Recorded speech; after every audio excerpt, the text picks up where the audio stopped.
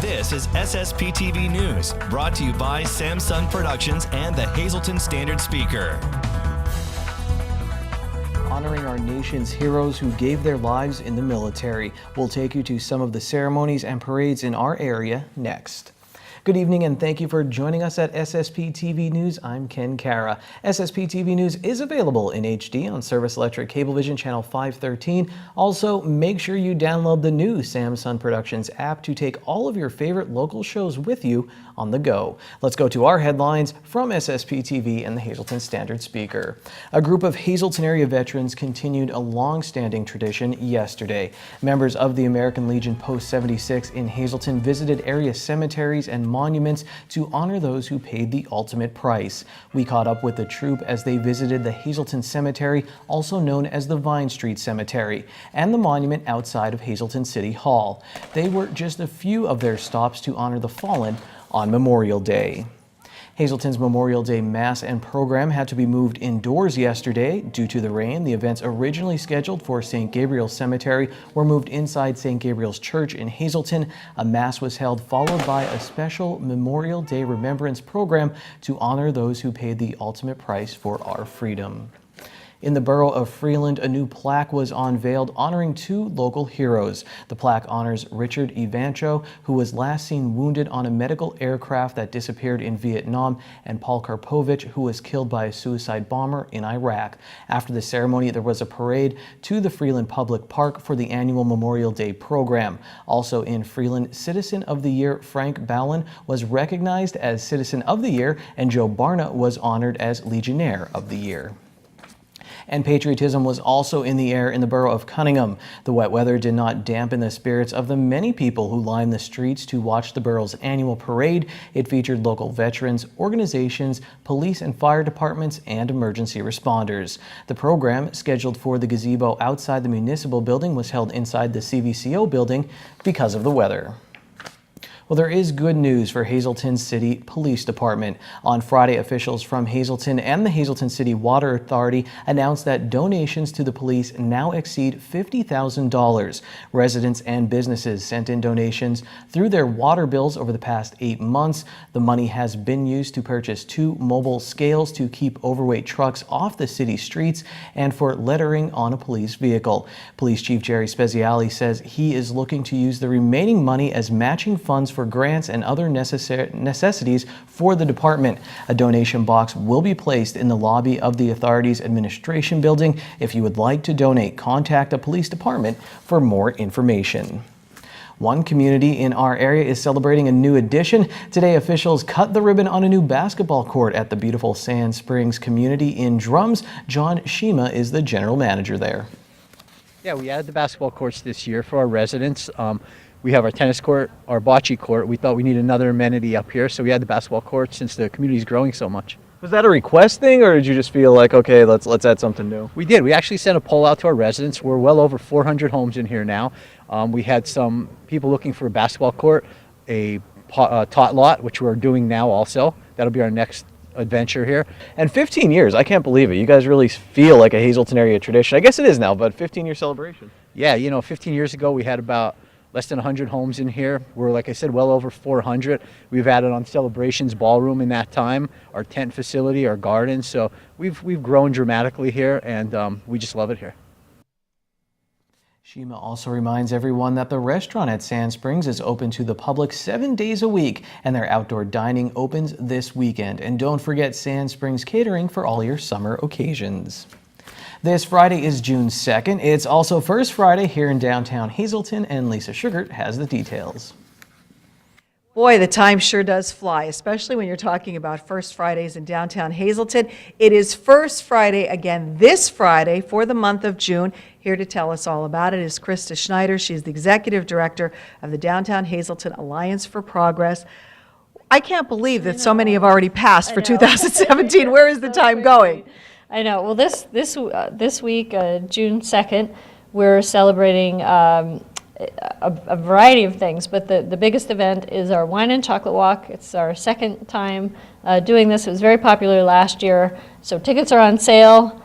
We have about 13 or 14 businesses that are participating. The map is up online. You can see who's who's participating. Each of the businesses will have a chocolate treat of some sort, and Victoria's Candies is our sponsor this year. So a lot of the chocolates maybe are coming from Victoria's, and they're going to pair that with a wine of their choice. So they're being selective about the types of wines that they're choosing, and people buy a ticket. They come, they register at the office. They pick up a tasting glass, and they get a map, and they walk around town, and they visit all the locations, or as many as they want.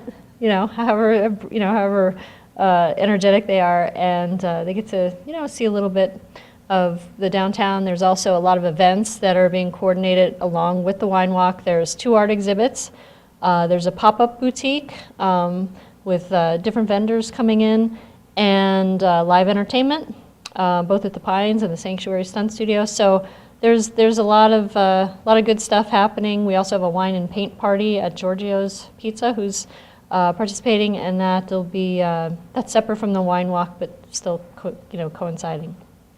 I personally went on this last year, and this was my absolute favorite. You have to go, but don't be disappointed, because you actually sold all your tickets last year. Yeah, we did, and so people should buy in advance if they want to participate, and they're $10 in advance.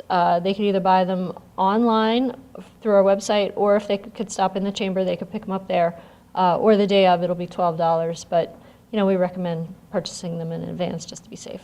Of course, and you must be 21 years old to participate in this part of it. Yeah, you get a wristband, if you want to do that. All right, so this is a really fun occasion. What's been, I guess, the feedback that you've been getting over these downtown First Fridays, because they're great? Yeah, I think the organized events, unfortunately, they take time and energy, to organize, but we have a great group of merchants and organizations that are willing to do this, and everybody's getting in the spirit, and we really appreciate everybody, chipping in some way, whether it's, hosting an art exhibit, hosting a musician, hosting, some sort of special event. We're really enjoying it. Well, it's a wonderful event. I am speaking from being there.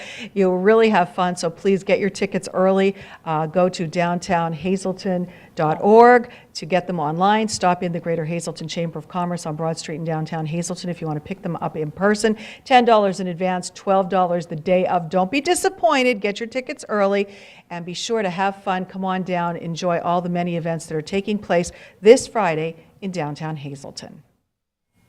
Thank you, Lisa. Coming up next, the Standard Speaker's outdoor reporter Kent Jackson is here, and he has an interesting segment on butterflies. In sports, we find out how MMI Baseball turned their season around and ended up with District 2 silver medals. This is SSPTV News, your place for 24 hours of your hometown news and information. This is SSPTV News, brought to you by Samsung Productions and the Hazleton Standard Speaker. Let's go outside with Standard Speaker reporter Kent Jackson.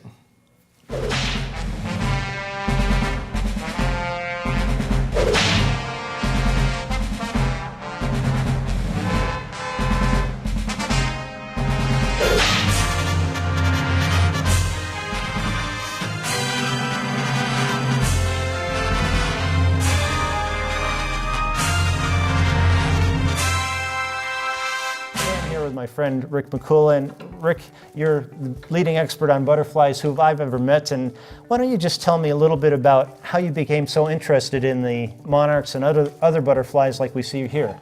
Well, very fortunate that we get to live in Northeast Pennsylvania, and around here we have such wonderful things to do with nature, with biking and kayaking and everything. So most of us grew up out in the woods, as we used to say. And from my love of nature, one day I was just out. We were bird watching, as a matter of fact, my wife Claudia and I, and we stumbled into a butterfly that we were able to catch with our hands. And when I looked at the back wing, we saw that it had a silver question mark.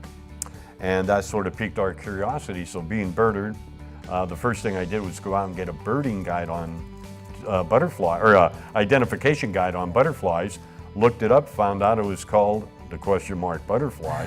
But in that process, I saw that we had almost 150 different butterflies in our locale. And I just had to go out and see if I could find any more.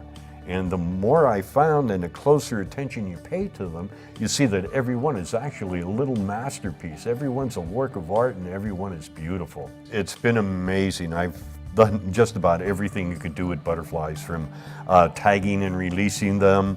I'm very fortunate I get to visit a lot of schools and nursing facilities and garden clubs. Get to meet a lot of wonderful, famous people and get to travel quite a bit. But in the process, and I think probably the craziest thing I ever did was, for 4 years, I actually had a prison program in New Jersey. And obviously it went over well because I'm still here.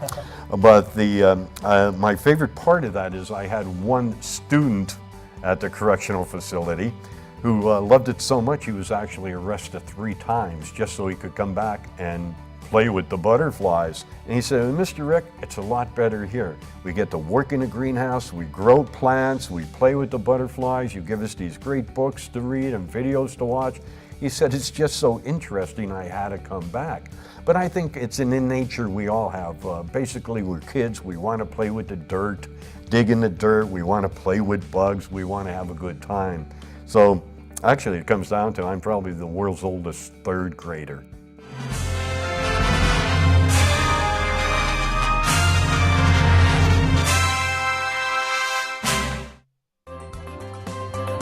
Time now for weather on SSPTV News. No matter what the weather, it's always a good day for golf at Sand Springs. Here's our local forecast now from the National Weather Service. Tonight, expect showers and thunderstorms. Mostly cloudy. We'll have a low of 54 degrees, 60% chance of rain. New precipitation amounts between 1/10 and 1/4 of an inch. For Wednesday on our 4-day outlook, a chance of showers and thunderstorms will be mostly cloudy with a high of 71, 60% chance of precipitation. New rainfall amounts between 1/10 and 1/4 of an inch. At night, we do have a chance of showers and thunderstorms before 11 p.m. Then a chance of showers between 11 p.m. and 2 a.m. Partly cloudy, low around 53, 30% chance of precipitation. Thursday will be sunny with a high of 65, and then at night mostly clear with a low of 51. Friday, showers likely once again and a possible thunderstorm. Partly sunny, high of 71, 60% chance of precipitation. Friday night we do have a chance of showers and thunderstorms, low of 57. Then on Saturday, a chance of showers, mostly cloudy with a high of 71, 30% chance of rain. Saturday night mostly cloudy, we'll have a low of 53 degrees. Tonight's weather is brought to you by Valley High Food Drive-In, the area's oldest ice cream and fast food restaurant. We're open weekdays 3:30 to 8 p.m. Stop by for our ice cream and yogurt. Now featuring fat-free, no sugar-added soft frozen yogurt with flavors like vanilla, strawberry, and strawberries and cream. We also have burgers, hot dogs, fries, and much more. That's Valley High, Route 93 in West Hazleton. And like us on Facebook. We're having a good time here at Edgewood by Sand Springs. I'm back with Samantha, and we are taping our segments at the Bridal Expo, first annual one that you called everyone here from the community to see what Edgewood is all about. Absolutely. We're so excited to be here at our very first open house and expo. It is such a great opportunity for everybody to come in, get some preferred vendor information, see our venue, try some great food, and have a nice time.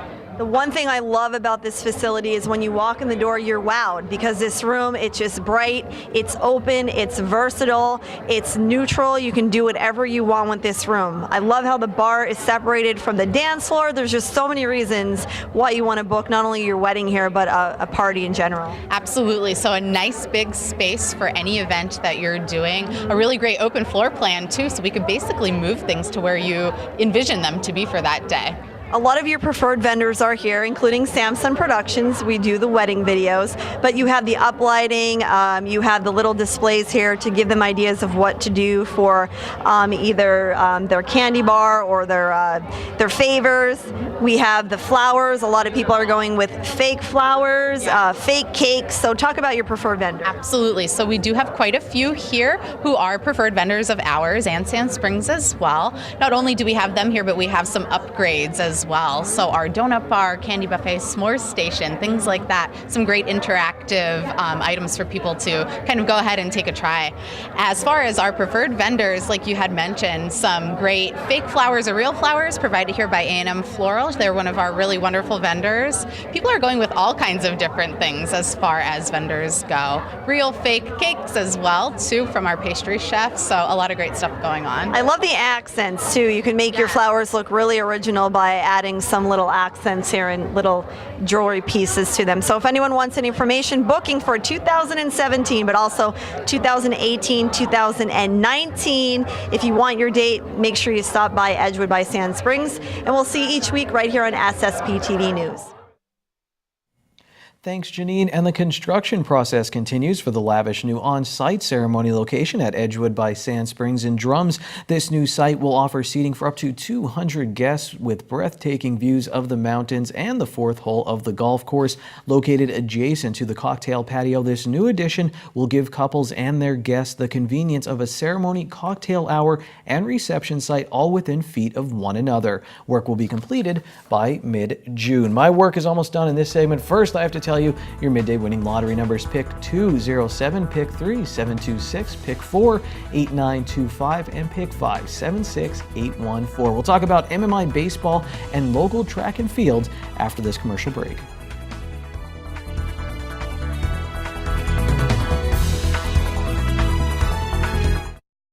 Time now for sports on SSPTV News.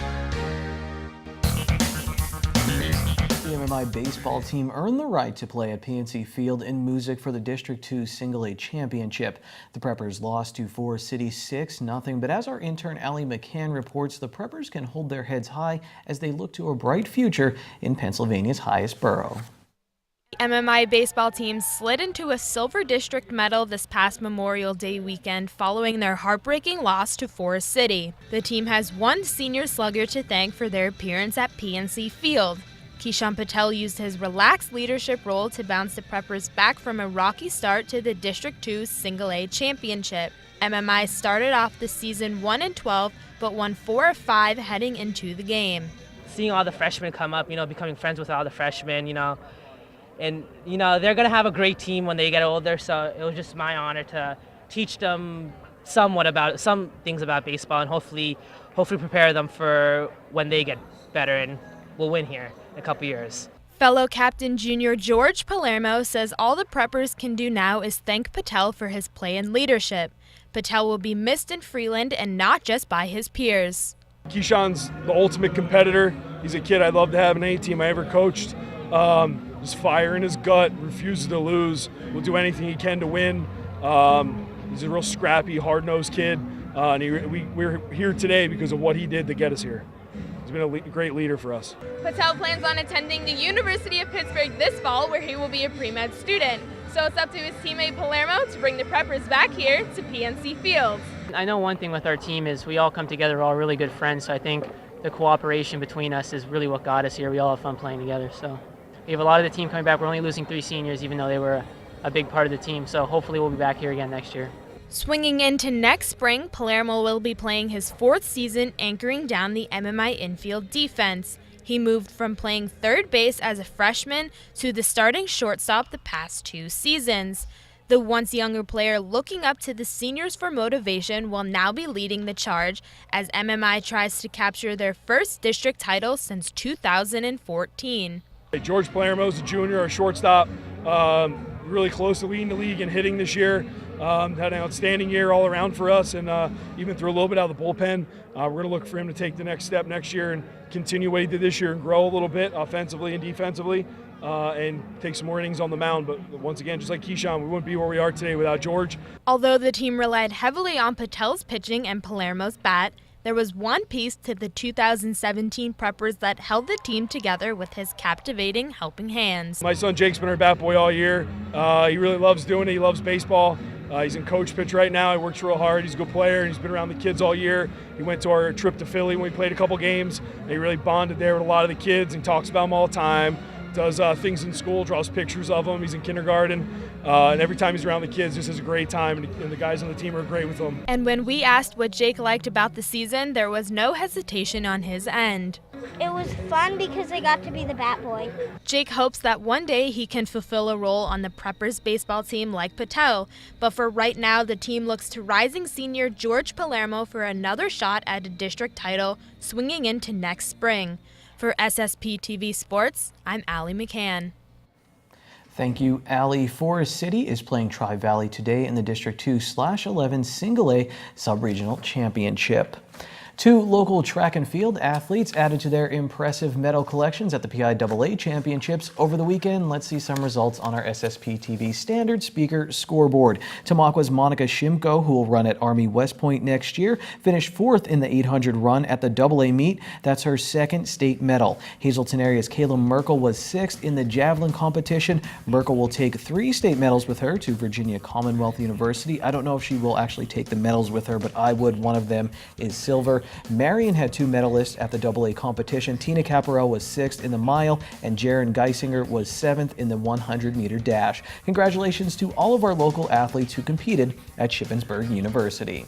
Well, it's a good time to be from Tamaqua, and not just because Libby is reopened. The Tamaqua area baseball and softball teams are still alive in the district playoffs. The Blue Raiders are in the 3A semifinals tomorrow against Palmerton in District 11. This game will be played in Pottsville at 6 p.m. The winner will face Pine Grove area in the championship. The softball team is in the 4A championship against number 1 seed Bangor. That game is today. It was set for 5 o'clock. The Hazelton area softball team will play for the Districts 2/4 6A Sub-Regional Championship on Wednesday against Williamsport. The Lady Cougars are looking for their 5th straight Sub-Regional Championship. And the Marion baseball team takes on Panther Valley in the District 11 AA semifinals on Wednesday at 1 p.m. And that's sports for tonight, my friends. Here's our social report. Good evening, everyone, and here's tonight's Talk of the Town report. First tonight, Lehigh Valley Health Network will be holding a free community hands-only CPR class for ages 13 and up. Learn life-saving skills without mouth-to-mouth breaths. This class is Wednesday, June 7th at 6:30 p.m. at the Hazelton Health and Wellness Center. To register or for more information, just call 570-501-6600. And one more quick announcement, Holy Rosary Parish, 240 South Poplar Street in Hazelton, be hosting a free community luncheon Saturday, June 10th from 11 a.m. to noon in the community room of the church. All are welcome to attend, and the parish would like to thank the Hazelton Rotary Club and the Weinberg Northeast Regional Food Bank. For more info, just call 570-455-6390. That's tonight's Talk of the Town. SSPTV News would like to send sincere condolences to the family and friends of these recently departed. Joseph Francis Ferdinand of Hazelton. Mass is Friday at 10 a.m. at the St. Cyril Methodius Parish at the Church of St. Joseph. Friends may call Friday from 9 to 10 a.m. Natalie C. Angst of Drums. Funeral is Thursday at 11 a.m. at the Joseph S. Blazowski Funeral Home. Friends may call Thursday from 10 to 11 a.m. Brian Thompson of Hazelton. Arrangements will be announced by the Joseph B. Conahan Funeral Home. Joan C. Bast of West Hazelton. Arrangements are under the direction of the Joseph B. Conahan Funeral Home. Joyce A. Brower of Harwood. Funeral is June 6th at 10 a.m. from the Holy Name of Jesus Parish. Arrangements are under the direction of the Frank J. Bonin Funeral Home. Dorothy L. Suchy of Palmyra. Mass is Friday at 11 a.m. in the Church of the Holy Spirit. Friends may call Thursday from 6 to 8 p.m. at the Bus Funeral Home and Friday from 10 to 11 a.m. at the church. Josephine T. Smalley, formerly of Hazelton. Arrangements will be announced by the Frank J. Bonin Funeral Home. And Elmer Charles Stewart of Hazelton. Memorial is Wednesday at 8 p.m. from the Hazel Chapel of the Cropton Hughes Funeral Home. Friends may call Wednesday from 7 to 8 p.m. Attention pay-per-view subscribers, if you see your name right now on News 13, you'll have 13 minutes to call in and win a free movie from Service Electric Cablevision. Our winner tonight is Ann Kelly of Shenandoah. Ann, if you're watching, give us a call, 570-455-7267, extension 104. Thank you for watching tonight. Tomorrow, Dave Seaman from the Standard Speaker joins us right before he runs to a baseball game. It's a crazy sports week, but stay with us. We'll get you through it, and news as well. Take it easy, everyone. We'll see you tomorrow.